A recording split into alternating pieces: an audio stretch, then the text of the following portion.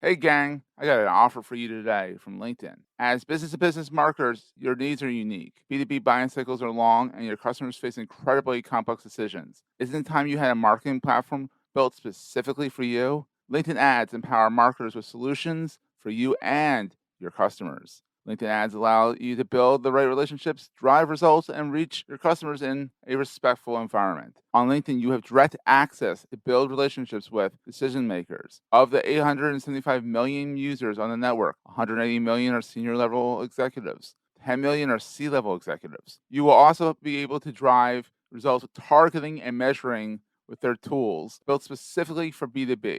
And best of all, they work. Audiences exposed to brand messages on LinkedIn are 6 times more likely to convert. LinkedIn ads also rank number 1 for security, community, and ad experience as part of the Business Insider's Digital Trust Study. Make B2B marketing everything it can be and get a $100 credit. It's a $100 credit on your next campaign. Go to linkedin.com/MPN to claim your credit. It's linkedin.com/MPN. Terms and conditions apply.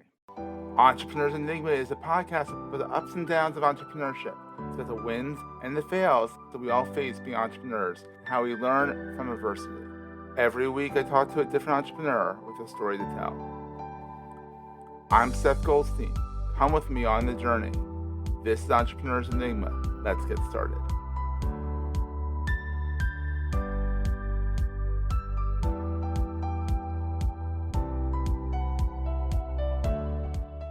Hey, everybody. Welcome to another edition of the Entrepreneurs Enigma podcast. I am, as always, Seth. With me, I am so stoked about this. I have Vinnie Potestivo. Did I do that right? Nailed it. Oh, yes. Because you one of the Italian names that could be like wherever you put the syllables, it can be completely different from how you say it the other way. And I was practicing on LinkedIn beforehand, pressing your little like how you say your name. Oh, the phonetic, yeah. The phonetic thing. I was like, I got it. And we got on the call and I completely butchered it before the show. And Level 2 Super Mario. I like to say it goes Vinnie Potestivo. Vinnie Potestivo. Vinnie Oh, it Potestivo. does. Little chime. Yeah, that was shout out to all those 80 babies who listen to the 70s babies. Who am I kidding, by the way? Who are out there who understand the pain that we went through, the pain in our thumbs. Oh my God. That we went through playing Atari and ColecoVision. Oh my God, those were worse than Nintendo. Yeah. Exactly. Off to a great start, bud. I love off to a great start. Exactly. You. I love it. Love it. So, Vinnie, you have been on, and you've helped MTV. You've been on A&E. You've been on TLC. Before it was crazy. I don't know what TLC is anymore, but that kind of thing. But you've done a lot in the production space. Have you ever been on the camera side, or are you mostly behind the scenes? You've discovered quite a few people too. Yeah. Thank you for that and for noticing that. I'm behind the mic now. So, I mean, I show up now. For a long time, I put people before me. Coping mechanisms turn superpowers. You know, absolutely. Some damage as a kid. Always led with kindness and empathy. And it was always other people's first. And then I would make a cake for them out of the kindness of my heart, you know, try to do something unique. And then I'd be like, well, if I did it for them, now I can do it for me. And so much of what I got to experience was just what opportunities I saw for other people there for me. Yeah, I started in casting. In high school, I got scouted to come into the city and audition for A Bronx Tale. So I didn't get that role, but that was the first time a casting director pointed me out. And they came to my school in Tottenville in Staten Island, and they were looking for, you know, I think probably the description said, look for an Italian kid. Well, you can get from Italian and Potestivo. I mean, right? Yeah, seriously? I'm the only Vinnie I know, by the way, in this industry, but still, that's my own gripe. Really? There's not a lot of Vinnies? I mean, for some reason, my cousin Vinnie is the thing I hear the most. But other than that, that's not even... That's weird. Vin DeBona, you know, the guy who created America's Funniest Home Video. That's like the only other Vin I know of.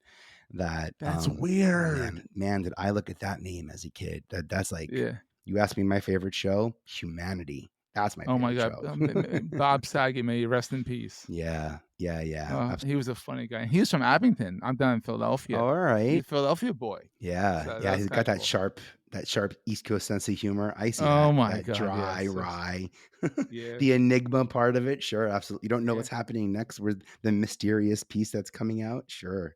Yeah. So you spent a lot of time in casting, Yeah. and you found a lot of people to put in front of the camera. And I'm not sure if you're able to talk about who those people were or not. Yeah. Do you want to reveal some of the big ones? Yeah. As a casting coordinator at MTV, I got to be in the room and audition Beyonce for her first acting role, which is pretty neat. Oh, that's all. That's all. It's Beyonce. Just a It's the little, queen.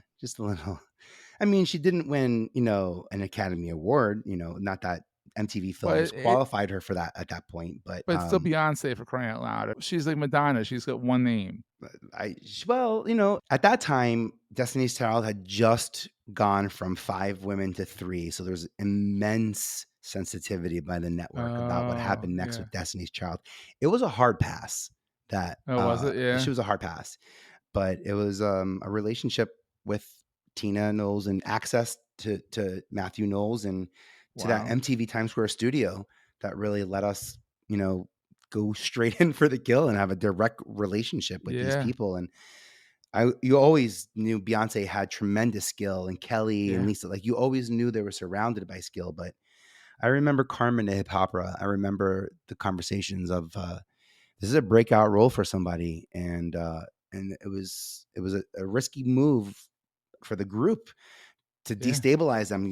They didn't. Justin hadn't gone on his solo career, so they were, they in a lot of ways they're groups minimizing her. Yeah, exactly. And what this did was we got to bring Mandy Moore to the television. That's what I heard on Annie's podcast. Shout out to Annie. Shout out to Annie. Annie Ruggles. Yes, queen of real podcast vibes, by the way. Oh my God, check out that podcast. After you listen to this podcast, go listen to Too Legit to Quit, because she is a nut. We love Annie. Absolutely. I can't help but give her shout outs. So Mandy Moore. Yeah, neat, right?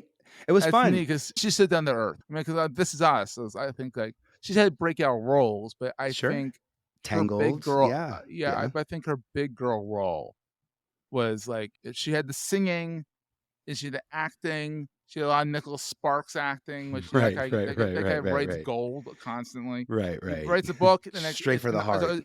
It's already been optioned for a movie before he even has the table of contents written. That guy is like insane. Then she did This Is Us, and I mean, like, holy moly! Right. It's a combination of all of it, though, right? Like in all of those ages of Rebecca and all of those circumstances that she's in. Especially, by the way, now that Mandy is actually a mother, as of now, to 2, which is super cool to think of the process. From Mandy, I learned how to show up for myself, how to ask questions.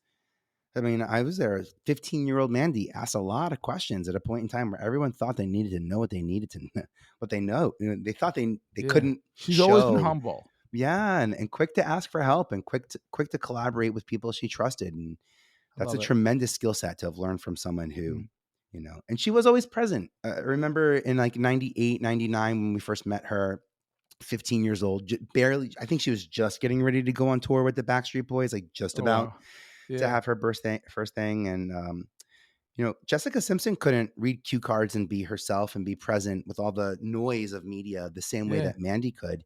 But Jessica thrived in reality TV. And that relationship panned out, Yeah, I guess you can thrive in that. It's MTV pioneered that with Real World and Road Rules. And I'm a 90s kid, so and in the music video too, they created a platform for music videos. They created a platform for reality TV. Before YouTube, kids, I'll use Z's. Before YouTube, if you can imagine, there was MTV. That's it. In fact, they say this is what they say. YouTube really got on the map for the MTV generation right around Janet Jackson's Nipplegate thing went on. Right. And that's like a really pivotal moment. Everyone wanted to see the nip. Everyone wanted to see the nip. It rocked our network. It changed how the nipple could be seen on national television. It changed how many fines were thrown out on that one from the FCC. Oh my God. I Do you can only know? Do you imagine. know the answer? Do you know the answer? How many fines? Yeah, we got fined for every market that hit. You know how many markets there are in America? Quite a bit. Isn't it like 10 or Overall, yeah, 15? quite a bit. Yeah, exactly. I don't even know now how fragmented it is, but I remember seeing a lot of zeros, and I think it was 50,000 per market. Ooh, that's So painful. Oh, yeah, especially considering it's just a boob. what it represented and the unfortunate. People made too much up out of boobs. And Facebook's even to their credit, they're letting a nipple out now. They're finally saying just hell with it. Yeah. It's a boob. Yeah, we'll leave that one alone. But it was a moment. It's also a woman's body in a strange way that was being oh my awkwardly God. Yeah. utilized at a point in time where women often succumb to or put in awkward sexual situations. And I think that's why I'm so empowered to help business owners, people who identify as talent like us, creatives who are capable of making content. Yeah. To or at least think we're capable. In my case, I'm like, Jessica Simpson, you could be great at it or bad at it. You could still be a star at it. It doesn't matter, Exactly. People show up for the train wreck, and half the time the train wreck's better than the actual reality. Yeah, that's the truth. Actually, that's the real truth. So you worked at MTV, and you've helped a bunch. Now you're a consultant, right? And you're a podcast host. You help people with podcasting. I think one of the biggest tricks you taught me via Annie's podcast was that put yourself in IMDb because you can. Yeah, I did, and then it got too annoying to update. I was like, forget this. This visibility, I can't deal with all this visibility. Because every change you make had to be like they're very, very tight. Yeah, they're worse than Wikipedia, in my opinion. It is a publicly traded company that leverages Amazon, its identity on data. It is. I get you. And it's also, a neat trick, though. What Seth is referring to is podcasters now can get credit on IMDb, and credit is something we can give and get discovered from and share. Yes. And what he's pointing out is that there's a sort of an old form that you have to fill out. That you have to keep refreshing. I think some of it is because it's quality controlling against botting. It's actually really hard to automate. It's also against ADHD. Yeah, you got to really want this credit to get it. Yeah, I'm there with you, man. I also have been struggling with that my whole life. So you really need to have this credit to get. I'm on it. I think I put, and I did, and what I did is I put Annie on as my first, as one of the shows. Cool. But I think people should start doing IMDb when they start their show, not 100 episodes in, because 100 episodes in is a little daunting when it refreshes every 5 seconds. Yeah, it only happens once. With IMDb, you can only give yourself credit for something that has already aired. That's actually a really big part of it. So like what you're bringing up is it's hard to front load. Like most of us like to sort of get things prepared. I want to point out though, on every TV show I've ever worked on that books celebrities or even the late night shows, Ellen, Jimmy, all of them, there's someone on that team. Jimmy. Yeah, right, all those. There's someone, Jennifer now, there's someone on those teams whose responsibility it is to go the day of to enter that information. That's how quickly it impacts search results. So I'm seeing, when Mandy Moore was on my podcast, it was great to get to give her credit because you see the last podcast she was on was my podcast for a while. Then when she went on a press tour for This Is Us, I noticed the same day, because it's not automated. It's very not automated. The same day she's on the Today Show. That's that credit. So that credit pushes mine down, and that next credit pushes. So we're all fighting for visibility on her discoverability. I think it's very weird because we're so used to automated right now. Everything's quick, and IMDb is not quick. We're going to take a quick break, hear from our sponsors, and get right back to the show. Hey there, it's Jason Falls. If your company or maybe one of your clients sells to marketers, you look for advertising channels that guarantee business marketers are paying attention, right? Let me introduce you to the Marketing Podcast Network. You're listening to it right now. It's a network of podcasts all about marketing. So 100% of MPN's audience are marketers. Reach them by advertising on the Marketing Podcast Network. Learn more and find our media kit at marketingpodcasts.net. So beware of automation. Podpage and Podchaser allow for some automation in the SEO world. And both of those platforms, and they're solid platforms, especially if you're in podcasting, then Podchaser and Podpage.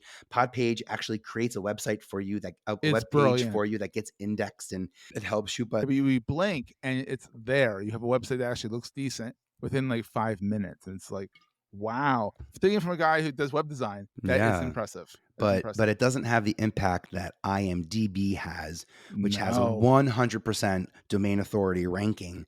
And when IMDb, which is owned by Amazon, and when it tells Google, wait, it's not owned, or is it still owned by Amazon? It is owned by Amazon. It's still owned. Yeah, now it's owned by Amazon.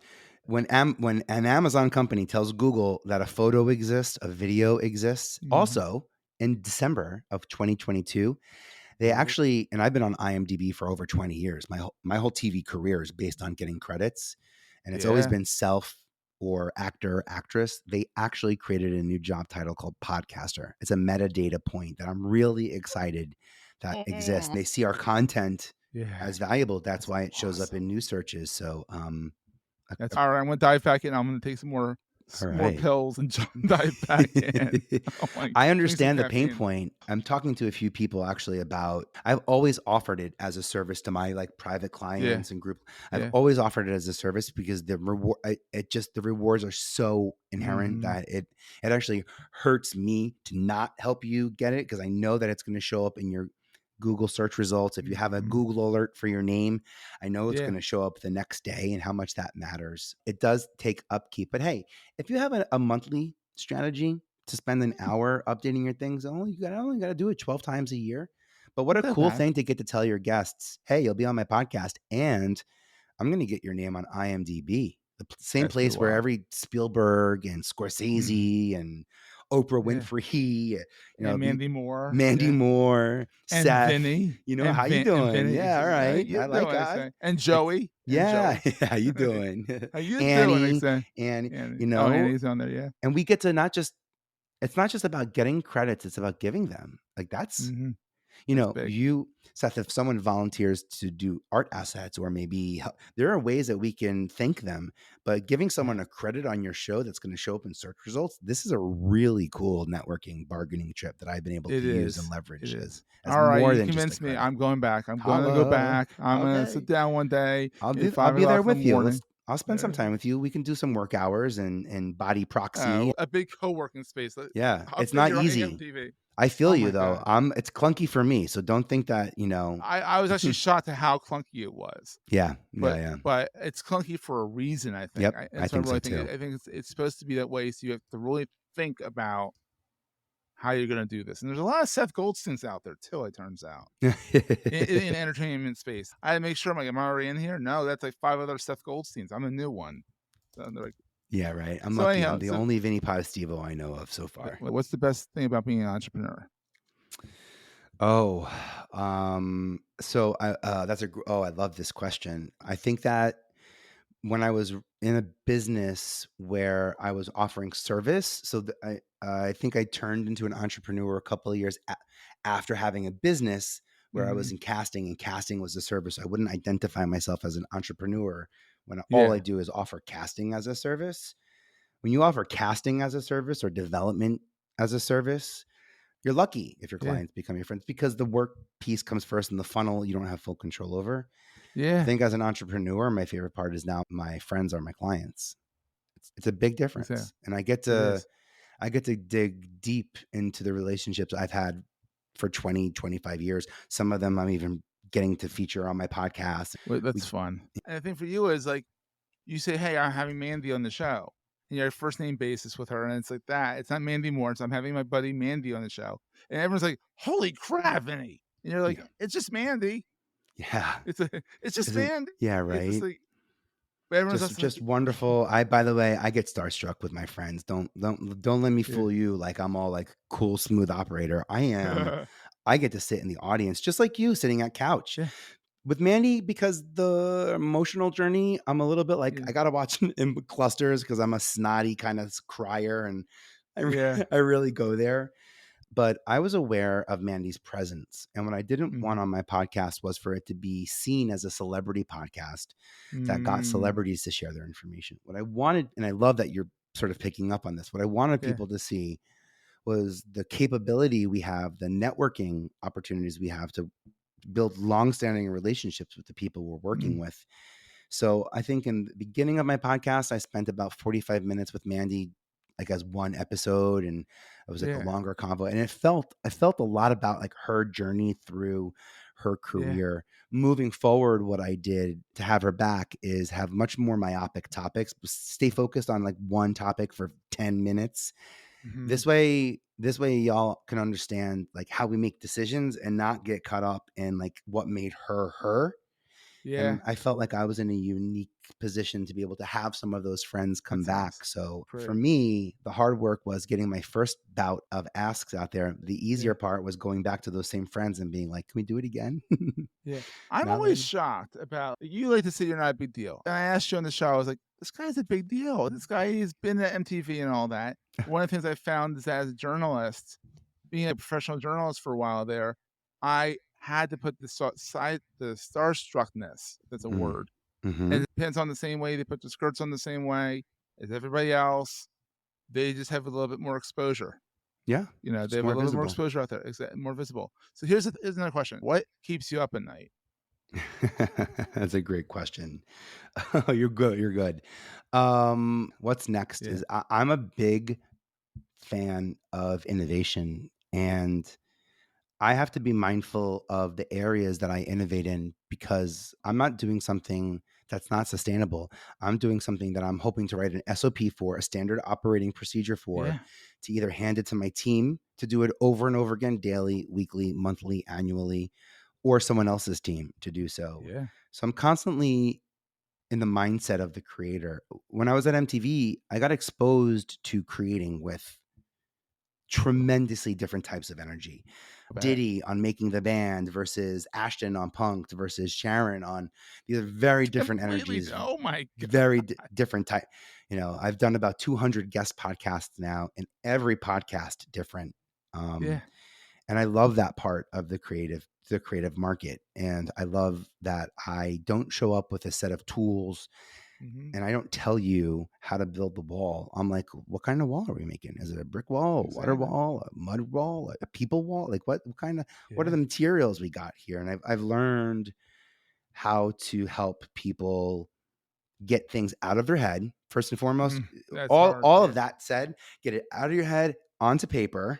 And this is where I was when I was in school in 95 to 99, I was in the computer club, and I started, in computers. I worked in the computer center and fixing people's papers, the font, getting it to be too, and they'd be like, don't you hate it? And I'm like, what? I'm like, I see how everyone creates. I see all the guys in finance using serif font, and I see all the women in communications using sans serif. I see these differences in the tonality of text, and the line spacing too. The line spacing, the white, right now it's like the white space, they'll call it, even in advertising.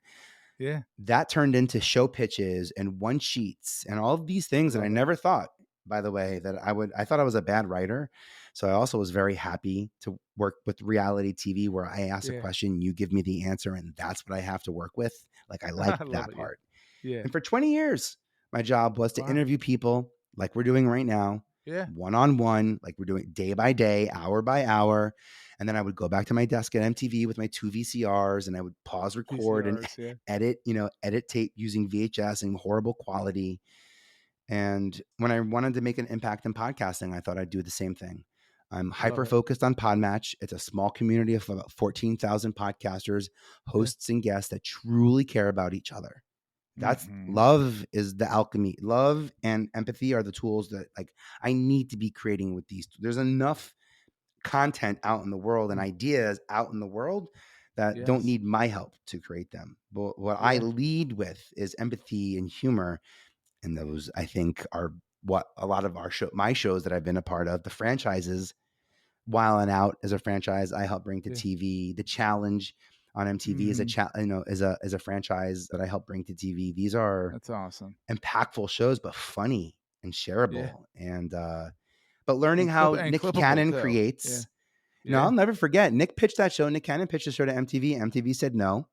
He was dating Christina Milian at the time. It was Christmas break. They went away to Christmas break. They actually Nick called up a friend who had a comedy club that wasn't being used during the break. He went in, shot a little tape, came back to MTV and said, "This is what I'm talking about. Now can we do it?" And then MTV said yes. So like even learning to invest in myself, to bet on myself. Now that I saw someone like Nick Cannon who had to do it, who was like a star, he was a Nickelodeon bona fide star. I mean, like he was a box office name by the time he got to MTV. Yeah. And still people didn't trust him on Wild 'N Out until he had to show the vision. Here's what it's like, me versus another celebrity. Christina Milian was the other celebrity in the other captain. So you saw two people, two teams, and it suddenly became real. And That's awesome. when you see people like them having to bet on themselves, Beyonce, I'll never forget, the label didn't know that Beyonce was, it wasn't allowed on her schedule. I wasn't allowed to send her a car because the car had to be tracked through security a different way that the label would. So it was a very sort of secretive audition. Very covert. And it was because it really subterfuge. If it wasn't going to happen, it shouldn't have happened. But if it was going to happen, then it was too late.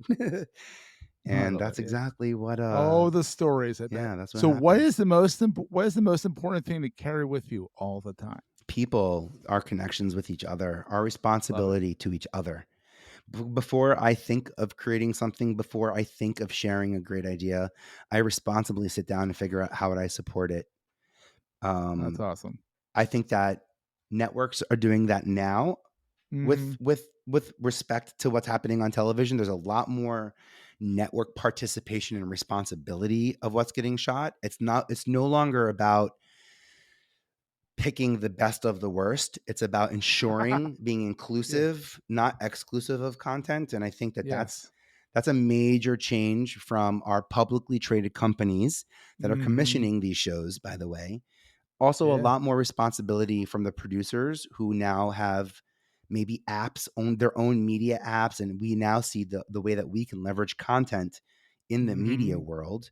So I'm hyper-focused in helping business owners and individuals, independents like us, create. And the reason why I push podcasting is because it's easier than a book or a speaking tour or any that, as far as I know. Because I'm trying to write a book right now, and it's not easy. It's hard. Yeah. For me, it's and I would say it this way: with AI that's out and Chat GPT, we can turn to some text to support us. But like, I don't know about you. And I think Chat GPT is pretty good for me. It's handy. I get stumbled when I have to think and write at the same time. And at school, I was taught think and write. And I was always like, why? Why do I have to process the thought when it's time for me to talk about it? Why am I not processing the thought and then taking like tremendous motivated action on it? And then when it's time to write about it, it almost writes itself. Like my SEO strategy, for example, impact and ignite. These are words that I love being surrounded by, but I don't make sure they're in the title of everything I do at the end of the conversation.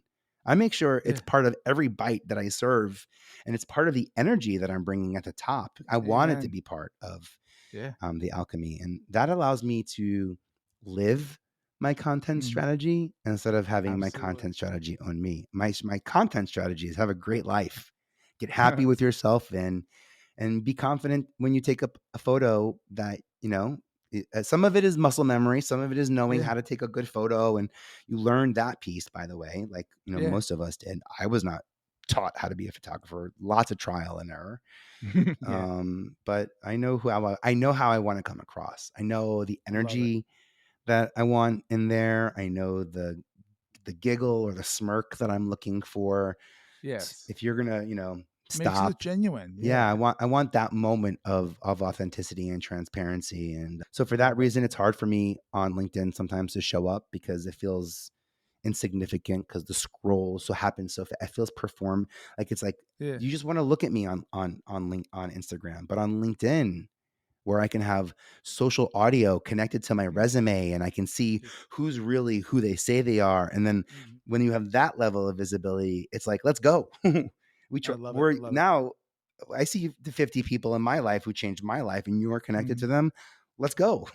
This is a jumping off point that I feel very confident in. And again, I'd be nowhere if it weren't for the collaborations I've had with other people. It's other people bringing me into their lives with reality TV, into their worlds with businesses and reality TV, and I don't change what they're known for. By the way, my job was not make Beyonce a bigger star. My job was cast Beyonce in a film, but also cast someone that would make this film a legacy, not just a small blip in the resume. That was something I learned from the women who taught me how to do what I do once I got to MTV. Love it. So, Vinny, where is your watering hole online? Is it LinkedIn, Instagram, both? Yeah, it's LinkedIn. I hang out, man. It's like the weirdest thing, but like you want these water cooler moments, you got to go to like an office space. So I loved hanging out at work. You know, I got to work with my friends and my friends became my work, by the way. So I hang out on LinkedIn. I do social audio events. I ask no need to be on video. You want to connect with me in audio, I'm there. And then I have a podcast.com is the platform I created because I have a podcast.com. Not that he has a podcast. It's I have a podcast.com. Let's make sure it'll be in the show notes. That's great. I want people great. to know that he actually has that domain name. That's it. My podcast is I have a podcast. I spent about $2,000 to get it registered and trademarked. So now I have a podcast.com is a place where I go to support independent podcasters like us. I don't put ads in my podcast because people don't like them, but I put ads on my TV show. I have a podcast on TV, which is available on Cox, Comcast, Verizon, and a bunch of other AVOD networks via Bespoke TV. Ooh. And I put ads in my radio show I have a podcast on the radio that I am able, because people listen to ads on the radio. So I like to play by the rules of the media platforms, not make people bend to their discomforts or comforts, and respectfully know that I'm a guest everywhere I go. I'm a guest in your room right now as I'm recording, and I'm certainly going to be a guest in the people's ears as they're listening. I take a lot of responsibility with that. That's why VPE.tv has everything that I talk about. There's like step-by-step SOPs, how to get the awards, how to get on IMDb. I support that because that's the messaging I want to get out there, and I know that you're going to need support to make that happen. Oh, Vinny, I love this so much. We could go on for hours, I'm sure, but let's let people's ears absorb all the good stuff we put in there. Take a breath. Deep breath in.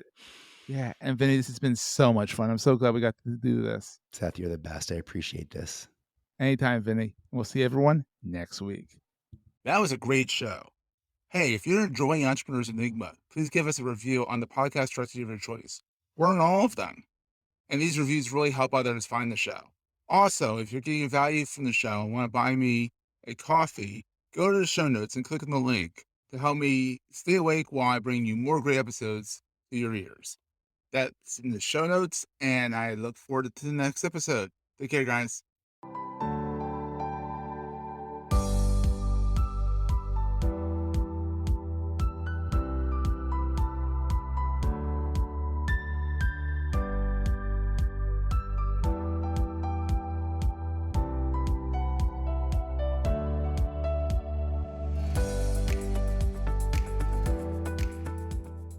Goldstein Media hopes to have enjoyed this episode. This podcast is one of the many great shows on the MPN Marketing Podcast Network.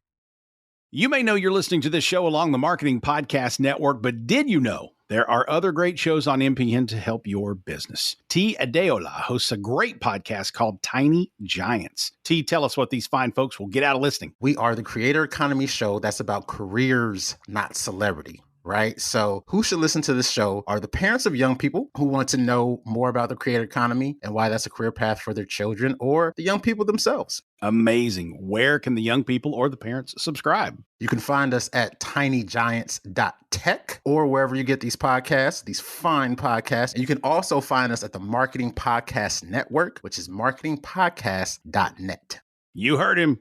Go subscribe. This podcast is heard along the Marketing Podcast Network. For more great marketing podcasts, visit marketingpodcasts.net.